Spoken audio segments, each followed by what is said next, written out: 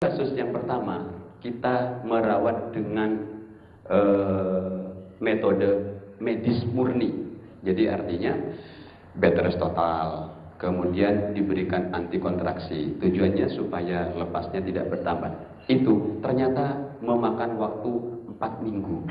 Rata-rata dari 3 pasien yang pertama itu memakan waktu 4 minggu. Karena kita evaluasi setiap minggu dengan USG. Masih belum nempel, dan mendekati 4 minggu terakhir baru nempel.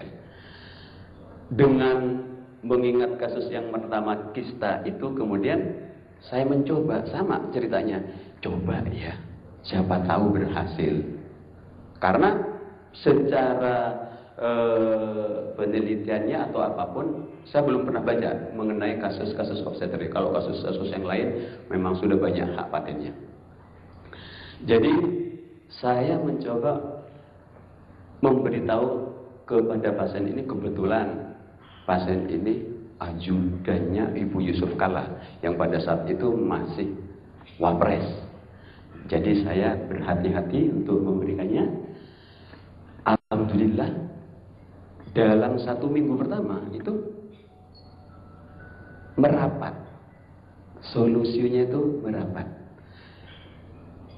2 minggu kedua menutup, kita pulangkan. Itu kasus yang pertama, solusi. Yang kedua itu kebetulan ada penyanyi mungkin kurang terkenal, Juana Sarah. Sama kejadiannya. Kalau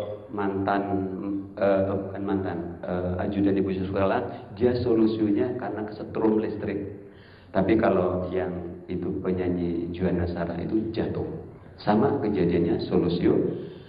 Kita coba dengan pengobatan yang sama, medisnya tetap, tapi kita berikan noni. Ternyata 2 minggu pulang. Nah, cara kerjanya jangan tanya saya, nanti tanya ahli yang lainnya. Yang ketiga, nah ini KET. Di sini saya bukan menceritakan KET-nya karena pastinya sudah pada paham semuanya. Jadi saya lebih kepada kekaguman saya kepada Yang Maha Kuasa.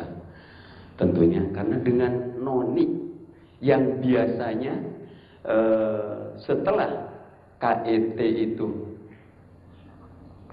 tentunya Mbak tolong yang ada gambarnya. Terus Mbak. Jadi kebetulan pasien kita itu hamil di luar kandungannya di tuba. Sehingga dengan pecahnya tuba ini tentunya kita paham bahwa itu kita potong, kemudian kita jahit yang tujuannya hanya menghentikan perdarahan. Kemudian 3 bulan kemudian kita biasanya melakukan HSG yang tujuannya lebih kepada melihat saluran sebelahnya masih bagus apa tidak. Nah, selama ini yang kita lakukan terhadap kasus-kasus KET dengan HSG itu ternyata kalau memang bukan awalnya memang nggak bagus ya. Jadi yang sebelah kanan bagus, yang sebelah kiri buntu, tertutup. Nah, untuk kasus yang kita coba ini, ternyata dengan minum noni, nggak tahu ini secara kebetulan, saya nggak ngerti, tapi terjelas HSG-nya kedua tubanya paten. Nah, itu luar biasa. Ya, jadi sebelumnya saya tidak pernah mendapatkan yang namanya pasca KET tubanya nyambung lagi, tapi yang ini nyambung. Ada beberapa kasus, artinya selama ini kita mengerti menjelang kehamilan 40 minggu itu fungsi dari ari-ari menurun. Tapi tentunya penurunan itu bisa lebih awal. Nah, pada beberapa kasus yang menunjukkan berat janinnya tidak naik, kita anjurkan untuk minum Tahitian noni. Ternyata cukup bermakna. Ya. Satu kasus yang saya anggap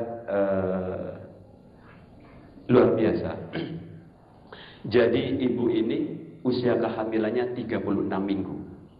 Tapi penurunan fungsi ari-arinya sudah sedemikian rupa dan berat bayinya pada saat itu cuma 1.700. Saya kembali bercerita, saya mau makan apa ya dok? Kan opini kita selama ini kita harus makan es krim lah, segala macam. Saya mempunyai pemikiran, kalaupun minum apa, tapi kalau fungsi dari ari-arinya itu sudah tidak berfungsi, nggak bakalan sampai. Nah, salah satu dari fungsi dari isi tahitin noni itu sekarang dikenal dengan iridoid. Sebelum itu saya cuma mengenal dengan seronin, di mana salah satu fungsi dari seronin itu adalah memperbaiki sel. Itu yang saya ingat. Nah, dengan dasar seronin ini memperbaiki sel, saya mencoba kepada ibu yang kebetulan beratnya cuma 1.700 dengan penjelasan tadi, tapi ini cuma usaha. Jadi kembali saya tidak memastikan bahwa ini pasti akan berhasil.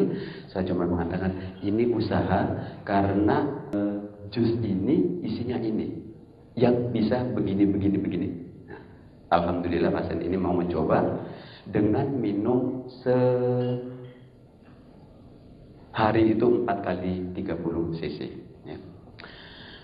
Pasien ini cuma bisa minum 2 minggu karena di minggu ke-38 terpaksa lahir. Artinya memang proses persalinan sudah mulai.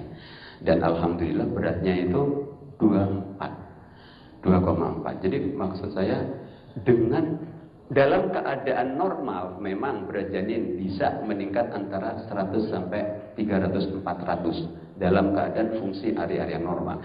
Tapi ini dari awal sudah menunjukkan bahwa fungsinya nggak bagus, sehingga di usia 36 cuma 1,7.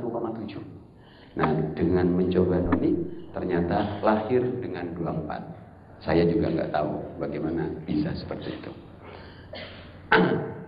Kemudian yang abortus ini